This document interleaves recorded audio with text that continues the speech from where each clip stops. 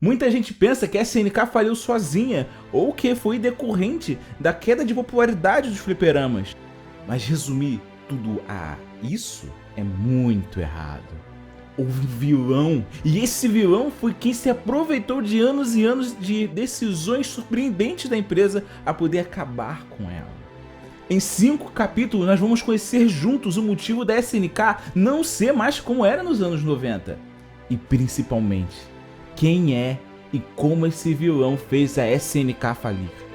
E já adianto, foi outra empresa. Então já deixa aí um like e uma inscrição pra poder ajudar, cara. É de graça e, pô, e ajuda pra caramba, porque pra quem não tá recebendo nada por esse trabalho. Beleza, cara?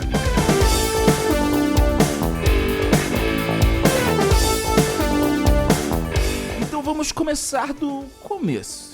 A SNK foi fundada por Eikichi Kawasaki em 1978 e cresceu de forma rápida, sempre investindo nos arcades, já tendo escritórios nos Estados Unidos desde o começo dos anos 80. Mas o ponto de virada foi quando ela decidiu deixar de ser apenas uma criadora de games para ser uma criadora de hardware em grande escala. Foi assim que em 1988 começou a nascer a MVS, um avançado sistema que visava acabar com as gigantescas placas de games para usar no lugar cartuchos de jogos, facilitando as empresas e os donos dos arcades, pois o custo de cada jogo caiu de mais de $1000 para cerca de 500 apenas.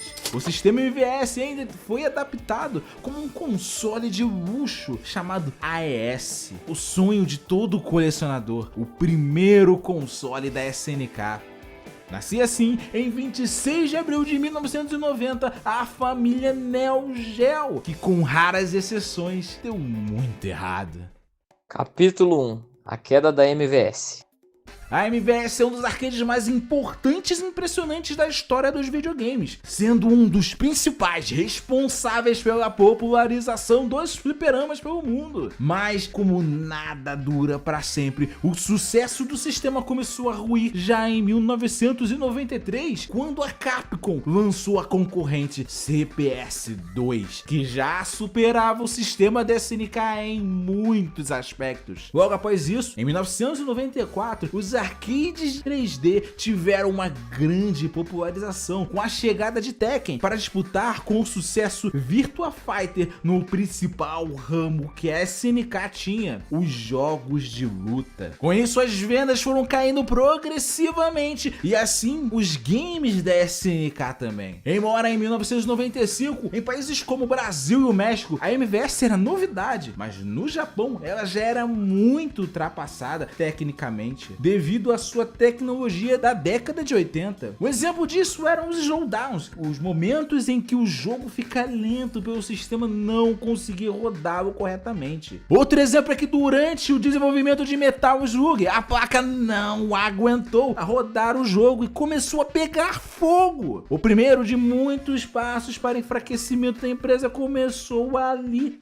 Ao invés de fazer um novo sistema que rode jogos em 2D, ela decidiu remendar a MVS e criou os Task Overs, que simplesmente trava a máquina e acaba a jogatina, quando ela não aguenta fazer o jogo funcionar corretamente, visto muito em The King of Fighters 97. Outra iniciativa foi simplesmente colocar mais memória no cartucho, deixando eles muito mais caros de produzir. Com isso, os jogos tiveram mais detalhes, parecendo ser mais bonitos, mas sem nenhuma melhoria técnica real.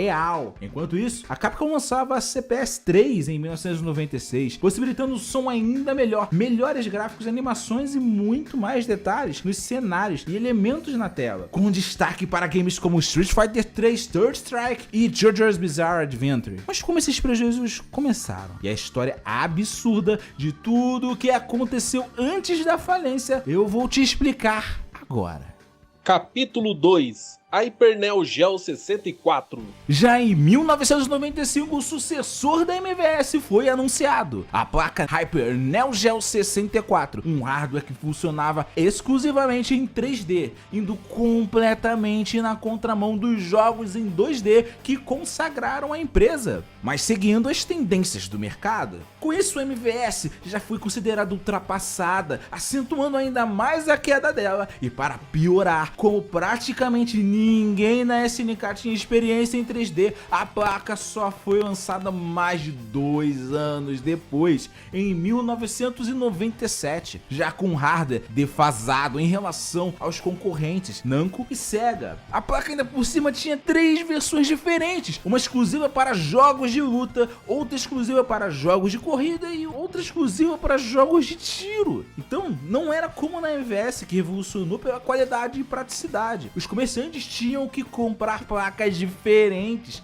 para cada tipo de jogo, pois o sistema não funcionava com vários games diferentes. E os jogos foram massacrados pelo público, que preferiam jogar os clássicos, pois a SNK ainda continuava lançando os jogos para a MVS, usando as gambiarras que falei, pois a placa nova não funcionava para jogos em 2D, que eram grande maioria dos jogos da época. Com isso, apenas 7 games foram lançados para Hyper Neo Geo 64. E após menos de 2 anos de vida, a placa foi descontinuada e se tornou um gigantesco desperdício de dinheiro da SNK. Tanto para criar a placa, quanto para construir os arcades, quanto para preparar e contratar uma equipe para fazer os jogos para ela. Junto com seu cancelamento e prejuízo, também encerrou-se a ideia de um novo console da SNK. Esse em 3D, mas esse não foi o único console da empresa a não dar certo e contribuir para os dias ruins. Teve também o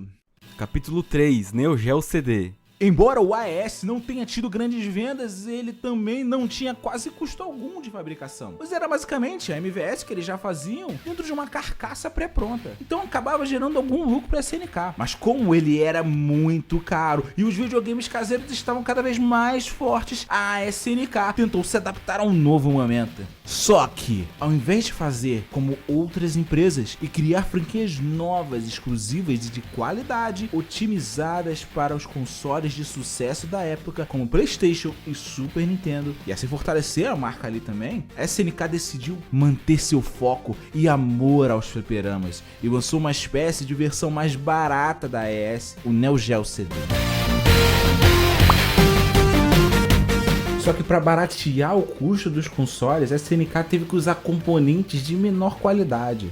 Com isso, o sistema sofria para rodar os jogos, com loads de 1 minuto só para começar a luta e mais 30 segundos para cada round. Pensa em dificuldade para jogar um jogo ali. Mas isso é números na média. Cada jogo tinha seu próprio tempo, mas todos eram altos. E mesmo com essas mudanças, cara, não adiantava muito, porque os jogos custavam entre 60 e 80 dólares, ou seja, ainda estava caro. Mesmo assim, a SNK decidiu não abandonar os seus fãs nas outras plataformas, como o PlayStation e o Saturno, continuando lançando jogos para eles, e pagou muito caro por isso. Porque para o consumidor, continuava muito mais fácil e barato rodar os jogos em plataformas que eles já estavam, como o Saturn e o PlayStation, do que nas plataformas novas da SNK, que tinham menos qualidade. Isso resultou num fracasso total de todas as 3 versões que a SNK lançou do Neo Geo CD. Somadas, as versões não venderam nem 600 mil unidades no mundo. Isso é um prejuízo gigante, só que essa nem foi a pior ideia da SNK. Capítulo 4. Consoles portáteis e o surgimento do do vilão. Acumulando prejuízos e com as vendas em queda, em 1998 a companhia achou que seria uma boa ideia investir pesado para ser concorrente do Game Boy da Nintendo. Quando lançado, o Neo Geo Pocket sequer era colorido, só tinha 10 jogos e nem teve a chance de disputar contra o Game Boy Color, que já estava no mercado, sendo cancelado poucos meses depois, sendo sequer lançado fora do Japão. Já no começo do ano seguinte, a companhia lançou outro portátil, o Neo Geo Pocket Color, a versão colorida do console, que custava apenas 69 dólares e chegava com uma robusta lista de jogos exclusivos. Ele inicialmente vendeu bem e era a única plataforma caseira que recebia regularmente jogos inéditos feitos pela SNK que não fossem pensados para o fliperama. A companhia, inclusive, usou sua parte no contrato da parceria com a Capcom para lançar games exclusivos para o portátil. E pela primeira vez em muito tempo, algo que não era ligado aos arcades gerou lucro para a empresa. Sim, mostrando que talvez ela tenha encontrado um caminho a seguir. Porém, em janeiro de 2000, um grupo empresarial chamado Aruze fez uma oferta e comprou a SNK. Para a criadora de The King of Fighters, o momento era perfeito, pois os prejuízos vinham se acumulando. O dinheiro ganho com a família Neo Geo já havia acabado e a única chance de se valorizar era com esse recente anúncio de lucro. Essa parecia uma ótima ideia para, de uma vez só, acabar com os prejuízos recorrentes, ter uma grande injeção de dinheiro e começar um novo momento com o pé direito. Só que ao invés disso, a nova dona chegou mudando várias decisões internas da companhia, fechando escritórios pelo mundo, vendendo praticamente tudo que a SNK construiu nas últimas décadas e colocando outras empresas menores para desenvolverem os jogos, como a sul-coreana Eolif, de KOF 2001 e 2002, diminuindo para quase zero o investimento em games, para a surpresa de todo mundo. Essa empresa é a principal responsável pela falência da SNK e grande vilã dessa história. Com a chegada da Aruze e suas mudanças, ficou muito difícil para o portátil da Neo Geo. Com menos jogos, menos pontos de venda, menos marketing e sem o apoio das third parties, o limitado mercado que o Neo Geo Pocket Color tinha se acabou com o sucesso de Pokémon Gold e Silver. E em seguida, com um anúncio de Game Boy Advance, ficou ainda pior. De inicial sucesso com um bom potencial, o portátil virou rapidamente mais um na lista de fracassos da SNK. Mas vamos falar um pouco da principal vilã dessa história, a Aruze. Capítulo 5: Empreendimentos e o Grande Golpe. Ainda antes da venda para a Aruze, embora a SNK estivesse perdendo dinheiro sem parar, ela ainda sempre se mantinha investido no amor aos fliperamas, mesmo sabendo do seu declínio.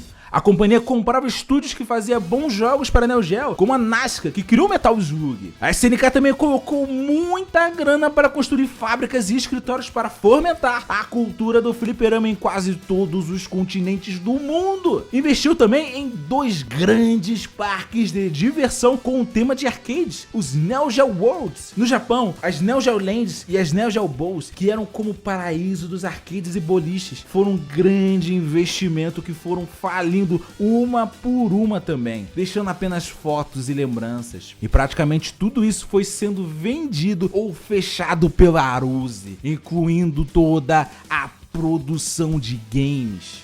O motivo da Aruze comprar a SNK e acabar com os status de multinacional dela, transformando ela em uma empresa pequena, foi, pasme, principalmente porque a nova dona queria fazer máquinas de caça-níquel de KOF. É sério, eu não tô zoando. A Aruze trabalhava com caça-níqueis para cassinos e queria expandir e alcançar um público geral. Então a frágil SNK se tornou um alvo fácil. Porém, ao acabar com toda a produção de games da SNK e quase todos os empreendimentos, o interesse do público pelos jogos e personagens da companhia também diminuiu imediatamente, aumentando ainda mais os prejuízos. Assim, não havia basicamente nenhum fluxo de dinheiro entrando na empresa, só saindo. E por isso, manter a identidade pública da SNK viva só por causa das marcas se tornou rapidamente algo insustentável para a Aruze, até chegar ao ponto de acumular em conversão simples e direta o equivalente a quase R$1,5 bilhão de reais em dívidas. Foi assim que, vendo que só piorou tudo, quase 2 anos após a aquisição, a Aruze decidiu fechar a SNK, decretando oficialmente a falência dela em 22 de outubro de 2001, uma das 5 maiores falências da história do Japão. Epílogo.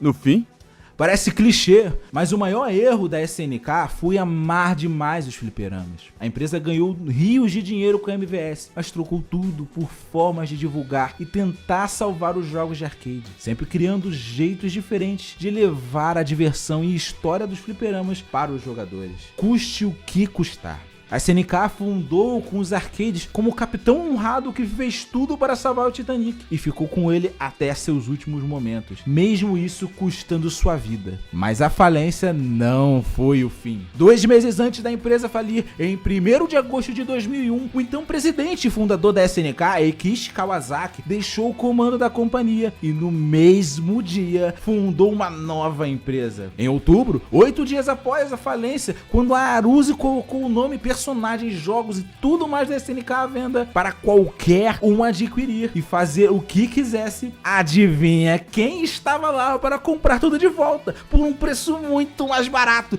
e evitar o fim definitivo da SNK em seus jogos? Ele mesmo, Eikichi Kawasaki e sua nova empresa, a Playmore Corporation, nascendo ali a SNK Playmore.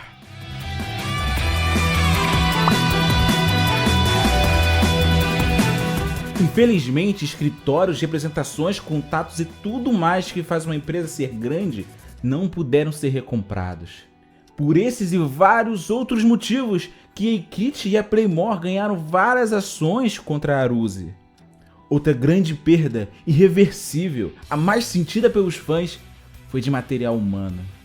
Os funcionários começaram a pedir demissão já no ano 2000, quando a Aruze decidiu parar de investir totalmente em games. Alguns se juntaram e formaram a Brezasoft, que posteriormente se fundiu a SNK Playmore e formou a SNK que nós conhecemos hoje em dia. Outros fizeram história em outras empresas, como a Jimps, que fez os últimos Street Fighters, por exemplo. Mas a maior perda foi de cerca de 60 funcionários dos melhores da companhia, pessoal que trabalhava em The King of Fighters e outros sucessos. Eles foram para a maior rival, a Capcom. E lá aconteceram muitos e muitos problemas e confusões. E se você quiser, você diz aí nos comentários que você quer saber dessa história, o que aconteceu do pessoal da SNK dentro da Capcom. Escreve aí nos comentários, eu quero. Se tiver muitos, eu faço. E se caso você não me conheça, eu sou Renato Cavaleira e o meu desafio é te surpreender. E eu não vou descansar até conseguir. Deixa aí um like, cara. Se inscreve no canal e apoia, por favor, cara. É importante de verdade, cara. Não vai te custar nada, cara. E eu te prometo, cara. Se você não te surpreender com nenhum dos próximos 4 vídeos aqui do canal, cara, você pode tirar a inscrição e nunca mais me ver. Beleza? Estamos combinados? Faz esse teste aí. Tranquilo? Cara, sério, muito obrigado por você estar aqui, cara. Obrigado por ter assistido o vídeo completo. Obrigado por você ter privilegiado, cara. Isso é realmente muito importante pra mim, de verdade, mano. E caso você queira, cara, se você quiser, na próxima vez que nos vermos, se você quiser, eu posso te contar mais segredos dos games. Buenas!